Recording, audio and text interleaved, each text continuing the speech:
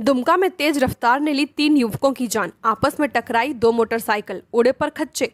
झारखंड के दुमका से एक भीषण हादसे की खबर सामने आई है, जिसमें 3 युवकों की दर्दनाक मौत हो गई। हादसे के बाद इलाके में हाहाकार मच गया। हादसा इतना भीषण था कि 2 बाइकों के परखच्चे उड़ गए। सूचना पर पुलिस पहुंची और शवों को कब्जे में लेकर पोस्टमार्टम के लिए भेज दिया है। साथ ही मामले की जांच शुरू कर दी है। दुमका के हंसडिया थाना के महादेवगढ़ गांव के पास शनिवार देर रात भीषण सड़क हादसा हुआ।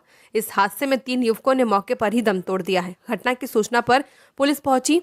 हंसडिया थाने की पुलिस ने तीनों युवकों को अस्पताल पहुंचाया, लेकिन तब तक बहुत देर हो चुकी थी। मृतकों की पहचान दुमका जिला के हंसडिया थाना क्षेत्र के रहने वाले शिवशंकर महतो और विभीषण महतो के तौर पर की गई है। वहीं तीसरे मृतक की पहचान दुमका जिला के नगर थाना क्षेत्र के रहने वाले मनंजय दास के रूप में की गई है। जानकारी के मुताबिक बिहार के बांका जिले में कंप्यूटर ऑपरेटर के पद पर कार्यरत मनंजय कुमार दास अपनी ड्यूटी समाप्त कर देर रात घर लौट रहे थे। तभी महादेवगढ़ गांव के पास सामने से तेज रफ्तार में एक बाइक पर सवार होकर आ रहे शिव शंकर महतो और विभीषण महतो की बाइक मनंजय की बाइक से टकरा गई। जोरदार टक्कर होने से दोनों बाइकों के परखच्चे उड़ गए। साथ ही बाइक पर सवार लोग टक्कर के बाद उड़कर दूर जा गिरे। हादसा इतना भीषण था कि तीनों की मौके पर मौत हो गई।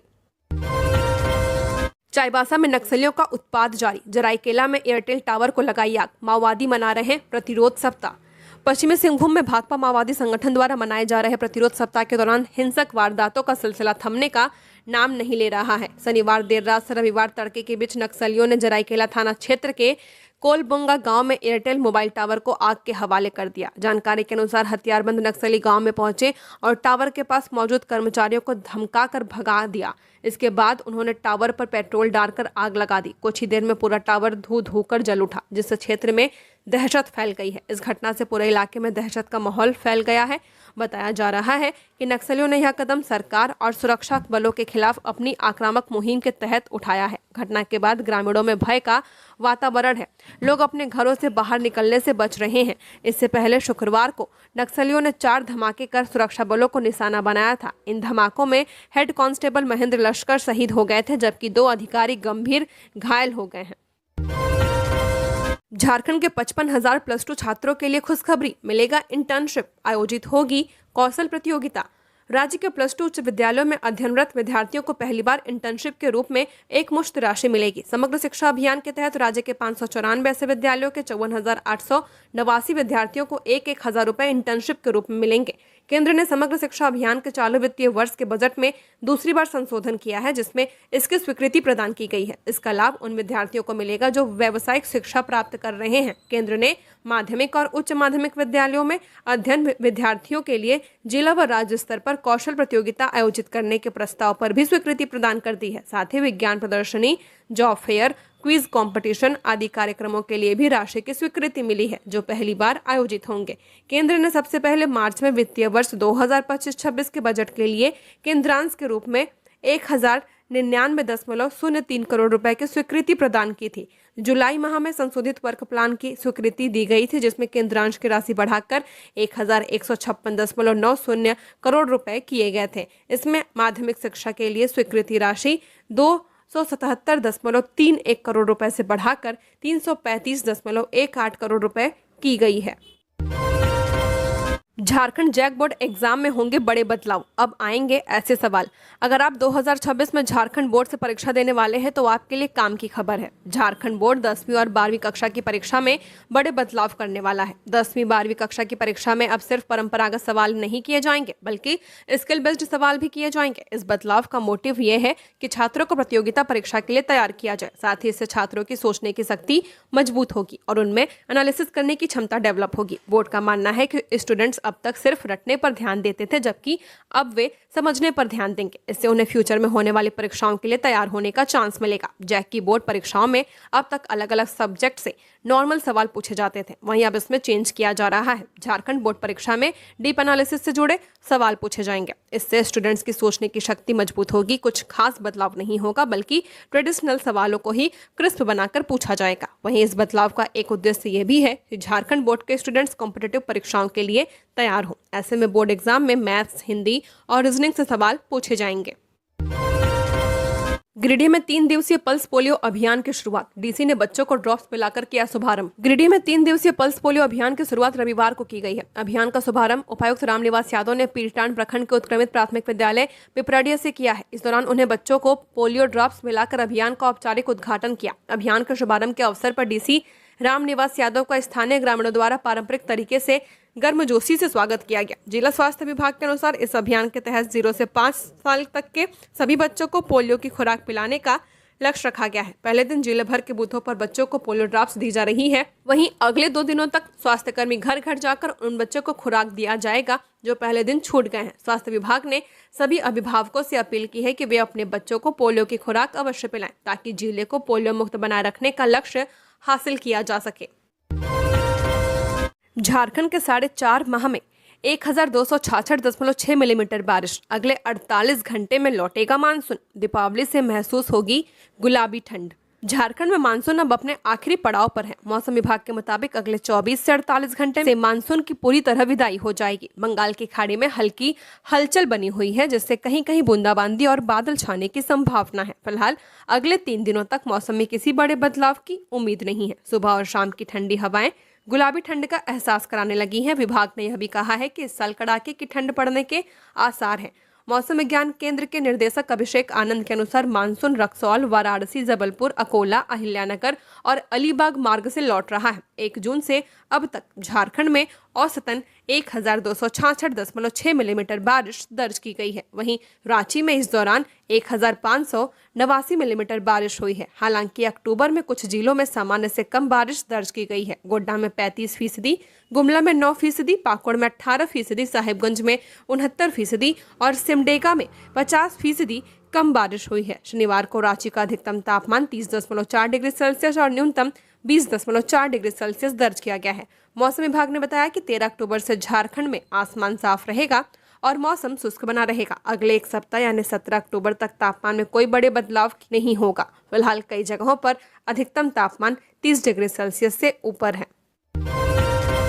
बोकारो में बड़ा हादसा। सेक्टर 1B के ब्लॉक के पीछे का क्वार्टर धंसा, बाल बाल बचे लोग। बोकारो के स्टिल सिटी सेक्टर में 1B इलाके में शनिवार देर शाम एक बड़ा हादसा होते होते टल गया। एक ब्लॉक के पीछे स्थित क्वार्टर का ऊपरी फ्लोर से लेकर नीचे तक के 2 कमरे और टॉयलेट अचानक धंसकर नीचे गिर गए। गनीमत रही कि इस हादसे में कोई हताहत नहीं हुआ है। इस हादसे से ठीक पहले एक तेज आवाज सुनाई दी थी जिससे लोग सतर्क हो गए थे और तुरंत ब्लॉक से नीचे उतर आए थे। इस प्रकार की घटना हुई कि इसमें भारी जानमाल की क्षति हो सकती थी, पर किसी प्रकार की जनहानि नहीं हुई है। लेकिन चारों फ्लोर के कमरों के एक साथ गिर जाने से लोगों का काफी सामान मलबे में दब गया है, जिसमें फ्रिज, वॉशिंग मशीन, अलमीरा और अन्य घरेलू सामान पूरी तरह क्षतिग्रस्त हो गए हैं।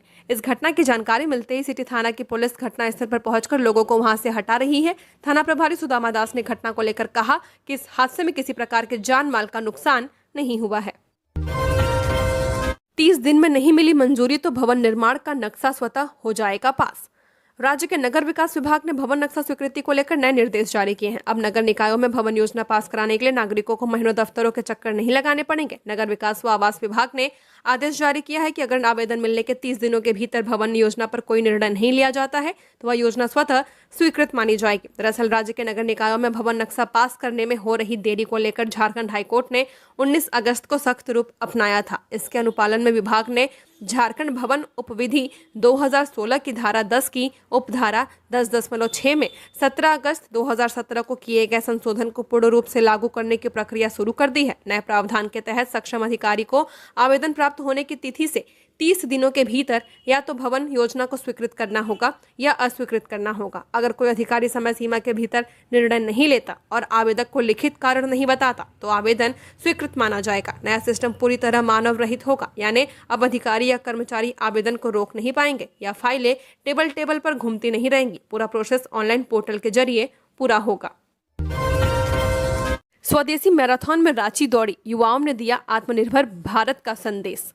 रविवार सुबह रांची का मोहराबादी मैदान जोश, उमंग और देशभक्ति से सरोबार नजर आया। मौका था स्वदेशी मैराथन 2025 का, जिसका थीम था स्वदेशी अपनाओ, आत्मनिर्भर भारत बनाओ। इस आयोजन में हजारों युवक युवतियों, स्कूली और कॉलेज विद्यार्थियों ने उत्साहपूर्वक भाग लिया है। कार्यक्रम के मुख्य अतिथि झारखंड के राज्यपाल संतोष कुमार गंगवार ने हरी झंडी दिखाकर मैराथन को रवाना किया था। इस दौरान पूरा परिसर भारत माता की जय और वंदे मातरम के नारों से गूंज उठा। राज्यपाल ने युवाओं से आह्वान किया कि वे अपने दैनिक जीवन में स्वदेशी वस्तुओं का प्रयोग करें और वोकल फॉर लोकल अभियान को गति दें। उन्होंने कहा, स्वदेशी वस्तुओं के इस्तेमाल से भारत न केवल आत्मनिर्भर बनेगा बल्कि आर्थिक रूप से भी सशक्त होगा।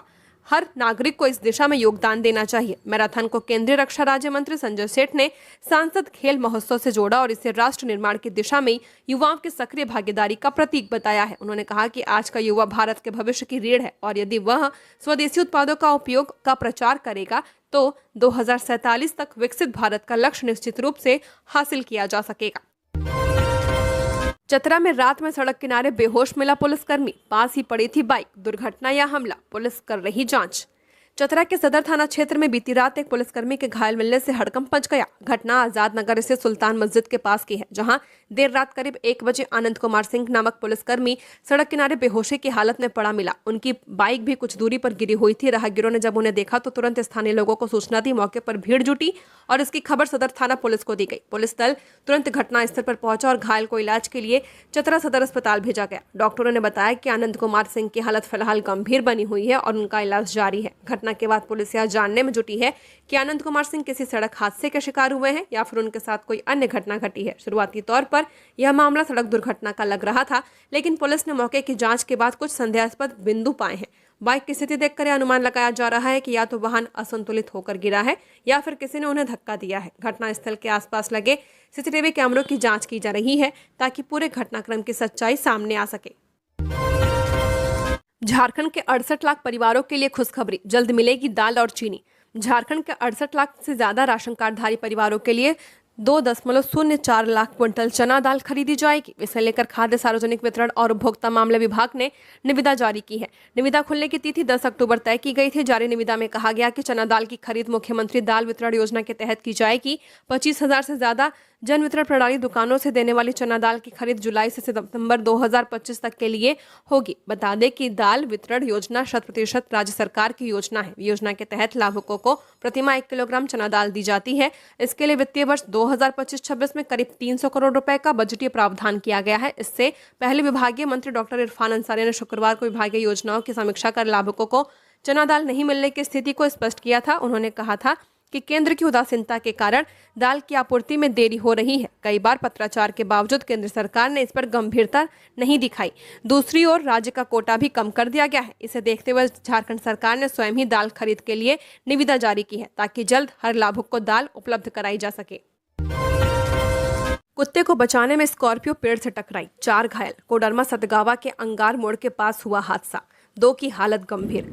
कोडरमा के सतगावा थाना क्षेत्र में शनिवार की शाम एक भीषण सड़क हादसा हो गया। सतगावा कोडरमा मुख्य मार्ग पर अंगार मोड़ के पास एक स्कॉर्पियो अनियंत्रित होकर पेड़ से जा टकराई। टक्कर इतनी जोरदार थी कि वाहन के अगले हिस्से के परखच्चे उड़ गए। हादसे में 4 लोग गंभीर घायल हो गए हैं। सभी सवार सतगावा के झुमरी तलैया जा रहे थे। स्थानीय लोगों की मदद से घायलों को तुरंत सामुदायिक स्वास्थ्य केंद्र सतगावा ले जाया गया, जहां प्राथमिक उपचार के बाद उन्हें बेहतर इलाज के लिए सदर अस्पताल कोडरमा रेफर किया गया है। प्रत्यक्षदर्शियों के अनुसार स्कॉर्पियो महताडीह पेट्रोल पंप के पास से गुजर रही थी। अचानक सड़क पर एक कुत्ता आ गया। चालक ने उसे बचाने के लिए गाड़ी मोड़ी, लेकिन नियंत्रण खो बैठा और वाहन सीधे सड़क किनारे पेड़ से जा टकरा गई। टक्कर की आवाज सुनते ही आसपास के लोग मौके पर पहुंचे और किसी तरह चारों घायलों को बाहर निकाला। स्कॉर्पियो बुरी तरह क्षतिग्रस्त हो चुकी थी। हादसे के बाद सड़क पर कुछ देर तक जाम की स्थिति बन गई। सूचना मिलने पर सतगावा थाना पुलिस पहुंची और क्षतिग्रस्त वाहन को सड़क से हटाया। घायलों की पहचान गोहाल निवासी मिथिलेश यादव, बसोडिया निवासी संदीप साव, साकर राजवंशी और राहुल प्रजापति के रूप में की गई है। साहिबगंज में आधार कार्ड फर्जीवाड़े का खुलासा, असम की आईडी से बनाए जा रहे थे जाली दस्तावेज, 2 गिरफ्तार। साहिबगंज जिले में आधार कार्ड बनवाने के नाम पर हो रहे एक फर्जीवाड़े का खुलासा बीते शुक्रवार की देर रात को किया गया, जहां जिरवाबाड़ी थाना क्षेत्र की पुलिस ने अवैध रूप से जाली दस्तावेजों के सहारे आधार कार्ड बनाने के आरोप में 2 युवकों को गिरफ्तार किया है। युवकों के पास से बरामद लैपटॉप की जांच पड़ताल के दौरान उसमें असम की आईडी मिली है, जिसके माध्यम से मूल दस्तावेज में छेड़छाड़ कर आधार बनाया जा रहा था, जिसके बाद जाली दस्तावेज के सहारे अवैध रूप से आधार कार्ड बनाने के मामले मामले में साहिबगंज के जिरवाबाड़ी थाना पुलिस ने मदन शाही से 2 युवकों को गिरफ्तार कर लिया है। गिरफ्तार युवकों में मोनू चौधरी सोती चौकी पगरो और राजदेव उराव हाथीगढ़ सकरी गली का निवासी बताया गया है। मोनू चौधरी मदन शाही में ही बैंक ऑफ इंडिया के सीएसपी संचालक हैं। डीएसपी मुख्यालय विजय कुमार कुशवाहा ने इसकी पुष्टि करते हुए बताया कि मिली सूचना के आधार पर जिरवाबाड़ी थाना पुलिस ने कार्रवाई करते हुए सीएसपी संचालक मोनू चौधरी एवं राजदेव उराव को गिरफ्तार कर लिया है। पुलिस ने सीएसपी से आधार कार्ड बनाने वाला स्कैनर मशीन के साथ थंब स्कैनर और आई स्कैनर सहित कई आधार कार्ड को जब्त किया है। रातू मुठभेड़ में कुख्यात राहुल दुबे समेत 5 पर एफआईआर दर्ज। घायल अपराधियों के पैर से निकाली गई गोली। राजधानी रांची के रातू थाना क्षेत्र में पुलिस और अपराधियों के बीच हुई मुठभेड़ के मामले में कुख्यात अपराधी राहुल दुबे सहित कुल 5 आरोपितों के खिलाफ नामजद प्राथमिकी दर्ज की गई है। इस मुठभेड़ में 2 अपराधी गोली लगने से घायल हो गए थे, जिनके पैर से गोली निकाल दी गई है। दोनों की हालत खतरे से बाहर है और डॉक्टरों के मुताबिक साजन को 1 गोली और अमित को 2 गोलियां लगी थी। दोनों की स्थिति अब स्थिर है। पुलिस ने बताया कि ठीक होते ही दोनों को जेल भेजा जाएगा। इंस्पेक्टर राम नारायण सिंह द्वारा दर्ज कराई गई प्राथमिकी के अनुसार उन्हें गुप्त सूचना मिली थी कि राहुल दुबे गैंग के सदस्य खलारी और मैकलुस्कीगंज की ओर किसी बड़े आपराधिक वारदात को अंजाम देने जा रहे हैं। सूचना मिलते ही पुलिस ने रास्तों पर सघन जांच अभियान चलाया। सुबह करीब 3:30 बजे एक बाइक पर सवार 2 संदिग्धों को पुलिस ने रुकने का इशारा किया। इसी दौरान अपराधियों ने पुलिस पर फायरिंग शुरू कर दी थी। गुमला में शिक्षा विभाग की कार्यप्रणाली में सुधार के लिए डीसी एक्टिव, कई अधिकारियों के वेतन भुगतान पर रोक। उपायुक्त प्रेरणा दीक्षित ने जिले की शैक्षणिक व्यवस्था में सुधार को लेकर बड़ी सख्ती अपनाई है।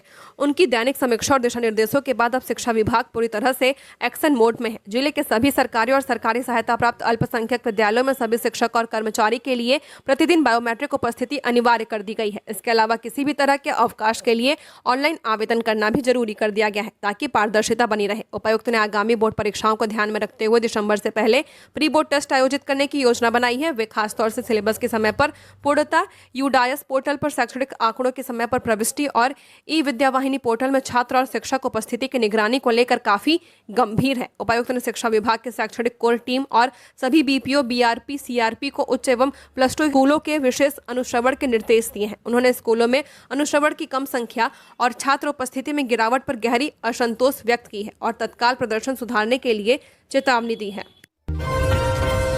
घायल हथिनी ने तोड़ा दम, पोस्टमार्टम जारी।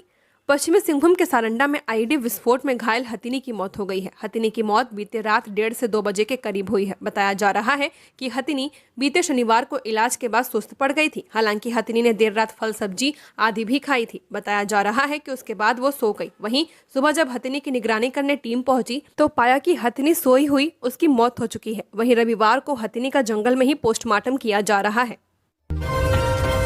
हाथी के हमले में युवक की दर्दनाक मौत, भाभी ने पाइप में छिपकर बचाई जान।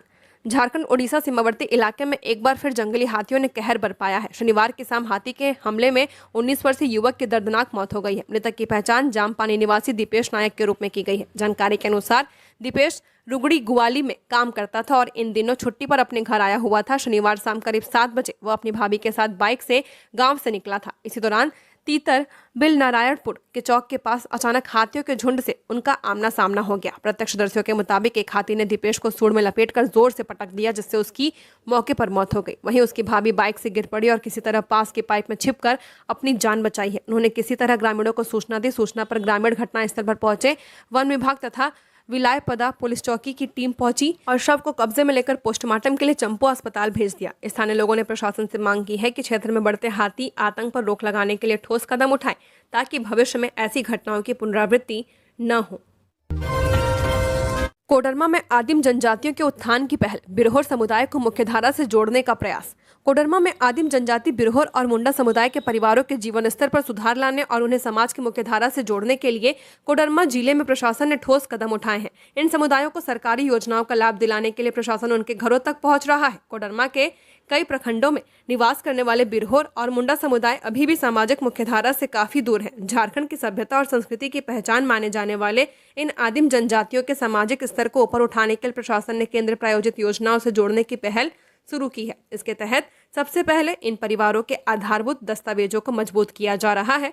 बिरहोर परिवारों के लिए आधार कार्ड, वोटर आईडी, जाति प्रमाण पत्र, आवासीय प्रमाण पत्र और आय प्रमाण पत्र बनाए जा रहे हैं। प्रशासन द्वारा आयोजित शिविरों के जरिए बिरहोर परिवारों को आयुष्मान कार्ड और प्रधानमंत्री आवास योजना से जोड़ा जा रहा है। इन शिविरों में चिकित्सा जांच भी की जा रही है। बिरहोर समुदाय इन प्रयासों से उत्साहित है और उन्हें उम्मीद है कि इन पहलों से उनके जीवन में सकारात्मक बदलाव आएगा। अमृत भारत स्टेशन योजना के तहत लोहरदगा रेलवे स्टेशन का हो रहा कायाकल्प, मिलेगी हाईटेक सुविधाएं। अमृत भारत स्टेशन योजना में लोहरदगा रेलवे स्टेशन का नाम शामिल होने के बाद लोहरदगा रेलवे स्टेशन का सौंदर्यीकरण किया जा रहा है और इसे हाईटेक सुविधाओं से लैस किया जा रहा है। लोहरदगा रेलवे स्टेशन से राजधानी एक्सप्रेस सहित कई ट्रेनों का परिचालन होता है और रोजाना हजारों यात्री स्टेशन पर पहुंचते हैं। अमृत भारत स्टेशन योजना के तहत यात्रियों को बेहतर सुविधाएं सुनिश्चित कराने के उद्देश्य से लोहरदगा रेलवे स्टेशन पर सौंदर्यीकरण किया जा रहा है। स्टेशन को हाईटेक सुविधाओं से सुसज्जित किया जा रहा है। वहीं रेलवे स्टेशन की दीवारों पर झारखंडी कला संस्कृति और सोहराय पेंटिंग को प्रदर्शित किया गया है, जिससे स्टेशन की रौनक और बढ़ गई है। लोहरदगा रेलवे स्टेशन पर यात्री shed, lift, VIP lodge, AC waiting room, platform, दिव्यांगों के लिए टिकट काउंटर और रैंप सुरक्षा के लिहाज से पूरे स्टेशन परिसर में 24 हाईटेक सीसीटीवी कैमरे, सड़क कॉरिडोर सहित कई सुविधाएं उपलब्ध कराई जा रही हैं, जो लोहरदगा रेलवे स्टेशन को विशेष बना रही हैं।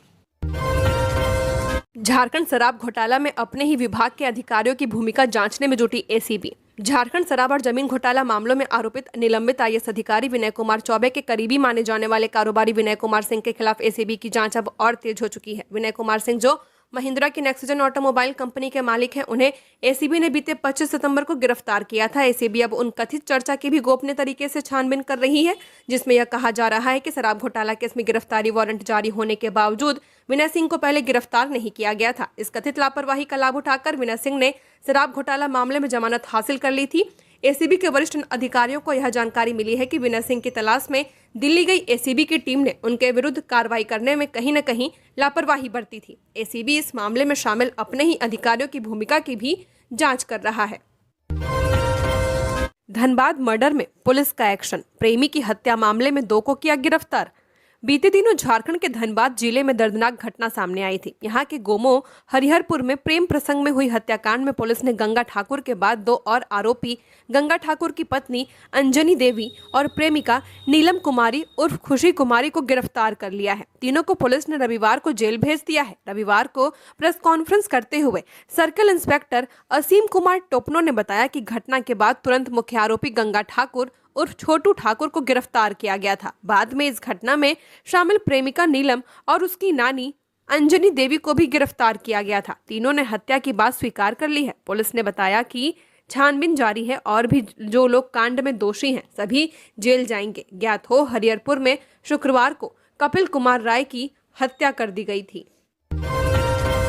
पश्चिमी सिंहभूम के नोवामुंडी में डायरिया का कहर, 4 गांव में 5 लोगों की मौत, दर्जनों की हालत गंभीर, स्थिति संभालने में जुटा स्वास्थ्य विभाग। पश्चिमी सिंहभूम के नोवामुंडी प्रखंड के कई गांव इन दिनों डायरिया की चपेट में हैं। कादो जामदा और पादा पहाड़ गांव, वहीं मोहदी पंचायत के मोहदी और मुंडासाई गांव में बीमारी तेजी से फैल रही है। अब तक 5 लोगों की मौत की पुष्टि हो चुकी है, जबकि दर्जनों ग्रामीण की हालत गंभीर है। शुरुआती दौर में स्वास्थ्य विभाग को हालत की गंभीरता की भनक तक नहीं थी। बीमार पड़ रहे लोगों को गाँव में ही घरेलू इलाज कराया जा रहा था। स्थिति बिगड़ने पर पंचायत समिति सदस्य मंजू पूर्ति ने स्थानीय विधायक सोनाराम सिंकू को जानकारी दी, जिसके बाद प्रशासन हरकत में आया। मामले की गंभीरता को देखते हुए विधायक सोनाराम सिंकू ने civil surgeon doctor Sushant Kumar Majhi को तत्काल चिकित्सा दल भेजने और प्रभावित गांवों में स्वास्थ्य कैंप लगाने का निर्देश दिया। विधायक ने कहा, किसी भी तरह की लापरवाही बर्दाश्त नहीं की जाएगी। निर्देश मिलते ही स्वास्थ्य विभाग की टीम नोवामुंडी और आसपास के गाँवों में पहुंची। वहीं टाटा स्टील के नोवामुंडी अस्पताल से भी सहयोग मांगा गया। अस्पताल प्रबंधन ने तुरंत कार्रवाई करते हुए डायरिया पीड़ितों को भर्ती करना शुरू कर दिया है। अब तक 8 से 10 मरीज अस्पताल लाए गए हैं, जिनमें से 4 से 5 की हालत गंभीर बताई जा रही है। उन्हें आईसीयू में भर्ती किया गया है। सदर अस्पताल के डॉक्टर हॉस्टल का होगा जीर्णोद्धार, 2.70 करोड़ की स्वीकृति। राज्य सरकार ने रांची के 500 बेडेड सदर अस्पताल परिसर में स्थित डॉक्टर हॉस्टल के जीर्णोद्धार और सुदृढ़ीकरण के लिए 2,70,00,000 रुपए की राशि आवंटित की है। यही राशि वित्तीय वर्ष 2025-26 की राज्य योजना के तहत दी गई है। स्वास्थ्य, चिकित्सक, शिक्षा एवं परिवार कल्याण विभाग की ओर से जारी आदेश के अनुसार इस भवन के जीर्णोद्धार का काम झारखंड राज्य भवन निर्माण निगम लिमिटेड रांची द्वारा किया जाएगा।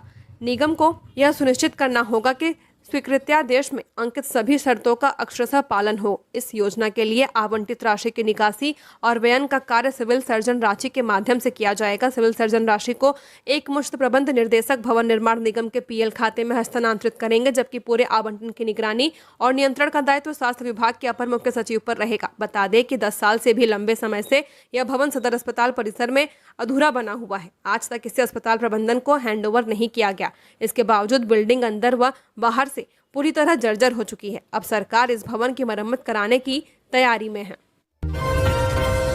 आरपीएफ ने यात्री का छोटा लैपटॉप बैग बरामद किया। कोडरमा स्टेशन पर राजधानी एक्सप्रेस में कार्रवाई, आज मालिक को सौंपा बैग। धनबाद गया रेलखंड के कोडरमा स्टेशन पर आरपीएफ ने अपनी तत्परता का परिचय देते हुए ऑपरेशन अमानत के तहत एक यात्री का खोया हुआ लैपटॉप बैग बरामद कर उसे सुरक्षित लौटा दिया है। कोडरमा आरपीएफ प्रभारी दीपक कुमार ने बताया कि बीती रात उन्हें रेल मदद पोर्टल से शिकायत मिली थी कि गाड़ी संख्या 20839 रांची नई दिल्ली राजधानी एक्सप्रेस के B3 कोच की सीट नंबर 34 पर यात्री विशाल कुमार का लैपटॉप बैग छूट गया है। शिकायत मिलते ही आरपीएफ की टीम ने बिना समय गवाए कार्रवाई शुरू की। जैसे ही राजधानी एक्सप्रेस कोडरमा स्टेशन पहुंची, आरपीएफ जवान कोच B3 में पहुंचे और वहां से बैग बरामद कर लिया। जांच के दौरान बैग में डेल कंपनी का एक लैपटॉप मिला है। कोडरमा स्टेशन पर ट्रेन का मात्र 2 मिनट का ठहराव होने के बावजूद आरपीएफ टीम ने पूरे ऑपरेशन को तेजी से अंजाम दिया ताकि ट्रेन को विलंब न हो। रांची रातू झकराटाड़ में शराब दुकान में चोरी, सीसीटीवी खंगाल रही पुलिस। रातू थाना क्षेत्र के झकराटाड़ में शनिवार देर रात चोरों ने शराब दुकान को निशाना बनाते हुए बड़ी वारदात को अंजाम दिया है। बताया जा रहा है कि दुकान में रखे रुपए, कैश सहित अन्य सामान चोर अपने साथ ले गए हैं। घटना की जानकारी मिलते ही क्षेत्र में हड़कंप मच गया। घटना की सूचना पाकर रातू थाना पुलिस मौके पर पहुंची और जांच शुरू कर दी है। पुलिस ने दुकान के अंदर और बाहर लगे सीसीटीवी फुटेज को खंगालना शुरू कर दिया है। प्रारंभिक जांच में यह साफ हुआ कि चोरों ने वारदात को बड़े ही सधे और योजनाबद्ध तरीके से अंजाम दिया था। ग्रामीणों ने कहा कि हाल के दिनों में इस इलाके में चोरी की घटनाएं लगातार बढ़ गई हैं, लेकिन रात में गश्त नहीं के बराबर होती है। पुलिस के अनुसार घटना स्थल से कुछ संदिग्ध फुटेज मिले हैं, जिनके आधार पर जांच आगे बढ़ाई जा रही है। थाना प्रभारी ने कहा कि जल्दी चोरों की पहचान कर उन्हें गिरफ्तार किया जाएगा। झारखंड विधानसभा नियुक्ति घोटाले मामले में सुप्रीम कोर्ट पहुंची सीबीआई, जांच पर लगी रोक हटाने की लगाई गुहार।